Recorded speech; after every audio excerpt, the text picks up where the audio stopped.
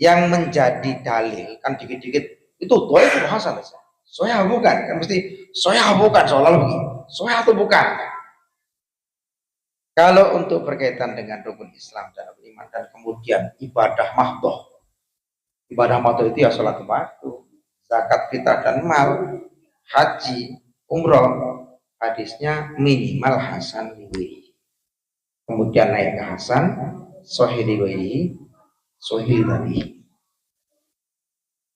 Kalau untuk fadhailul a'mal, fadhail, misalnya tahiyatul masjid, suruh sholat disyukur wudu, libiril walidain, kemudian sholat safar, kemudian berkaitan dengan adab-adab dan akhlak, boleh dhaif dipakai. Asal satu catatannya bukan dhaif maudhu.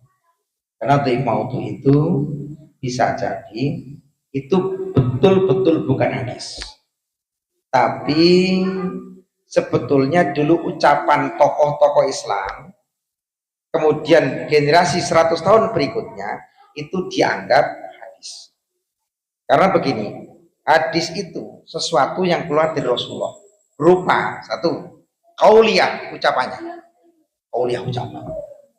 Kedua, fi'liyah perilaku. Ketika sifat ya yang berkaitan dengan sifat karakter badan beliau, rambutnya bagaimana, kupingnya bagaimana, matanya itu besar apa sipit, alisnya hitam apa enggak, bola matanya hitam coklat apa biru, hidungnya mancung atau bukan, kemudian kumisnya pendek apa tidak, janggutnya diingu atau tidak, kukunya dipotong atau tidak. Nah, ini termasuk sifat. Hadis keempat itu takririyah. Takririyah itu bukan perilaku Nabi, perilaku sahabat, tapi disaksikan Nabi, baik secara langsung atau tidak langsung. Tidak langsung itu misalnya Sayyidina Umar ini kan orang yang melakukan sholat tarawih berapa kan? 20, dimulai dari Sayyidina Abu Bakar masih 8 rakaat. Sahabat ini masih 8 rakaat. Mulai 20 rakaat Sayyidina Umar, kemudian Utsman, kemudian Ali. Dan itu belum menambah witir, masih dari Rasulullah 8, Abu Bakar 8, Umar baru. Nah, kemudian Umar menangkan nikmatil bid'atu hadi. Sebaik-baiknya bid'ah yoiki salat tarawih. Karena Rasul cuma mengerjakan 8, tapi di zaman Umar dikerjakan sampai 20. Cuma pertanyaannya, dikerjakan itu apa Rasul sudah wafat? Sudah wafat. Cuma karena yang mengerjakan itu Rasulullah itu dulu pernah mengatakan begini, alaikum bisunati wa sunnati khulafair rasyidina ba'di. Abu Bakar, Umar, Utsman, Ali, ini yang dicontohkan beliau, ini bagian dari sunnah takriri, itu yang tidak langsung dilihat oleh Rasul. Kalau yang langsung, Rasul pernah makan ditawari daging nyawa, daging biawak. Ya Rasulullah, kenapa Anda tidak makan? Apakah ini haram? Bukan. Cuma saya tidak pernah nemu ini di tempat kita. Artinya ini takririah, sahabat mangan, tapi Rasul nggak gelem. Tapi bukan berarti haram, karena Rasul tidak melarang sahabat makan. Tapi biaya bukan biaya seneng kali-kali kok ini dia, bukan. Biaya padang pasir. Kalau biaya tempat kita itu haram, karena panganannya batang. Kalau biaya padang pasir panganannya rumput. Jadi makanan saja itu berpengaruh. Orang kalau makanannya rumput, nah tidak haram. Biawak itu ada yang dob, ada yang warol. Yang di Timur Tengah namanya dob, yang di Indonesia ini namanya warol.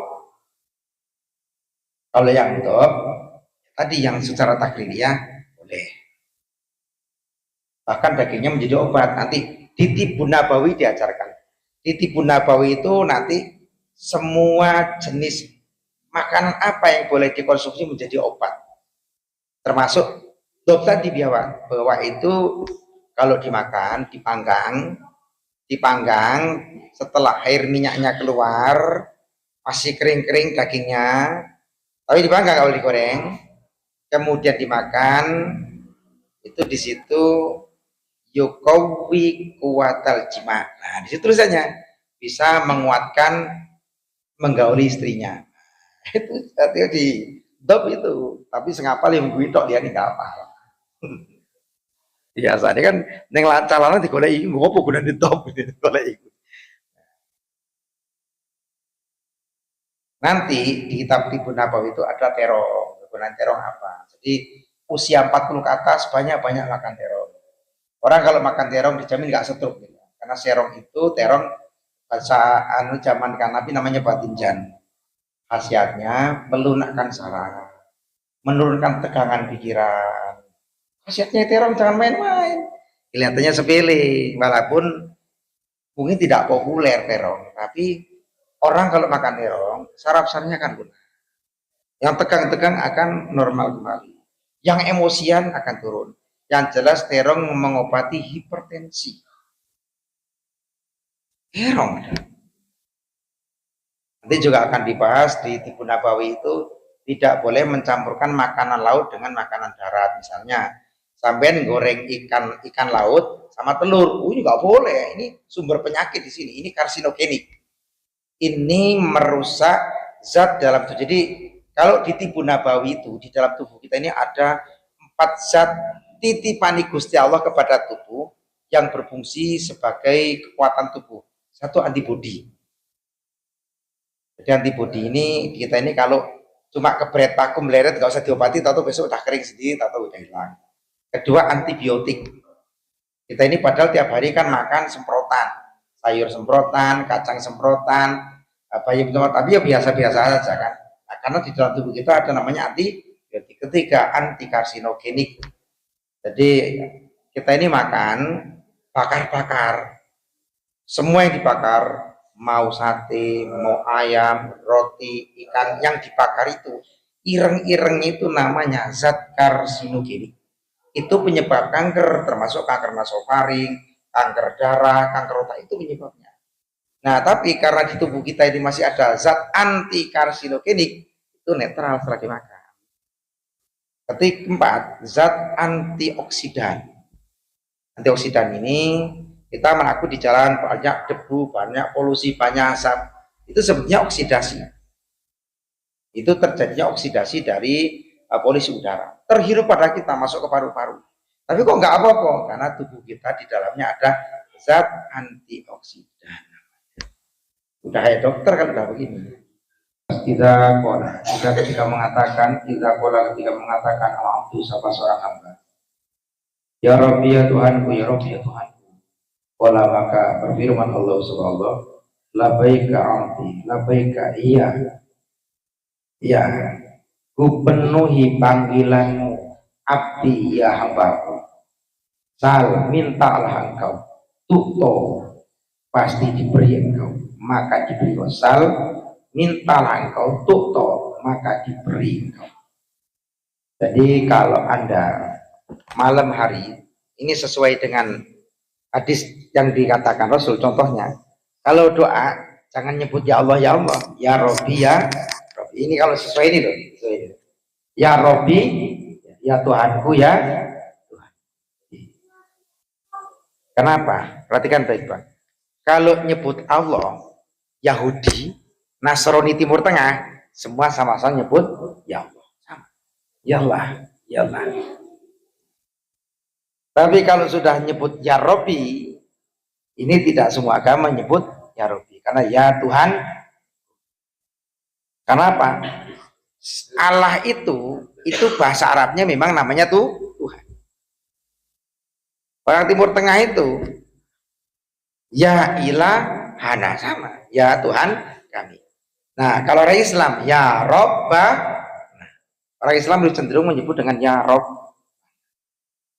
ya Robbi, ya Robbi. Dan terus kalau nyebut ya Allah boleh nggak? Boleh saja. Cuma saya mengatakan tadi secara tekstual yang dicontohkan oleh Rasulullah, ya Robbi, ya Robbi. Kalau ucapan itu Allah menjawab, labbaika ya abd, labbaika ya abd, saltu toh, jalu oh tak baik gue itu. Nah, kira-kira begitu. Jadi kalau suruh ya Rabbana, jadi kalau doa ya Rabbana, karena pada umumnya doa itu kalau ya Allah saja jarang, pasti ada Allahum, Allahum, Allahum. Kalau tidak Rabbana atina fid dunya hasanah, Rabbana hablana min ladunka rahmah, Rabbana hablana min azwajina, masih banyak Rabbananya. Maka tekstual hadisnya juga pakai Rob. Loh, kalau pakai Allah boleh. Sama nggak usah pakai bahasa Arab. Ya Tuhanku boleh, boleh. Orang Jawa malah lebih ekstrem lagi. Pangeran. Karena bener toh? Jawa pangeran loh. Padahal pangeran Diponegoro ya ada. Pangeran Keraton itu ya banyak. Nah, apalagi di Lampung kan ada salah satu susunan dalam keluarga yang namanya pangeran Dalom, pangeran Sultan. Ada ini pangeran. Boleh-boleh saja. Ini saya mengatakan sesuai dengan tekstualnya. Maksudnya itu sampai saya biasa enak dengan Allah nggak apa-apa. Ya Allah, ya Rabbana, ya Tuhan kami. Lengkap. Ya Allah, ya Rabbana, ya Tuhan. Boleh.